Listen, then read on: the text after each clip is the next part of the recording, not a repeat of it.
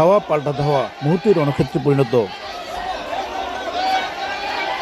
সোমবার সকালে ব্রাহ্মণবাড়িয়া সরাইল উপজেলার সৈয়দুল্লাহ গ্রামের এক রিকশা চালক নিয়ন্ত্রণ হারিয়ে পাশের পাঠানপাড়া গ্রামের মালুমিয়ার গরুর উপর রিকশা উঠিয়ে দেয়। এ নিয়ে দুজনের মধ্যে হাতাহাতি হয়। এর জেরে সৈয়দুল্লাহর পক্ষে 5টি গ্রাম এবং পাঠানপাড়ার পক্ষে 7টি গ্রাম সংঘর্ষে জড়িয়ে পড়ে। দুপুর 12টা থেকে বিকেল 5টা পর্যন্ত দীর্ঘ 5 ঘন্টা দফায় দফায় চলে সংঘর্ষ। এতে অন্তত অর্ধশত জন আহত হন। আমাদের ঐতিহ্য নষ্ট হয়ে যাচ্ছে।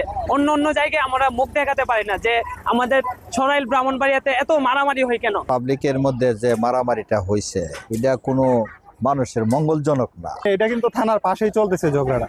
তো ওনারা যদি প্রথম থেকে একটু কঠোরভাবে ওনারা এই বিষয়টা দেখতো বা আসতো, মাঠের মধ্যে উপস্থিত থাকতো, তাহলে অবশ্যই ঝগড়াটা এতক্ষণ দূরে চলতো না। পুলিশ বাইরে আসছে কয়েকবার, আসে ওনারা চেষ্টা করছে করে আবার ব্যর্থ হয়ে আবার চলে যেতেছে। খন্ড খন্ড পাবে আর কি, ওই অতি উৎসাহী কিছু লোক যারা আছে আর এই জড়পাটা বাড়িতেছে।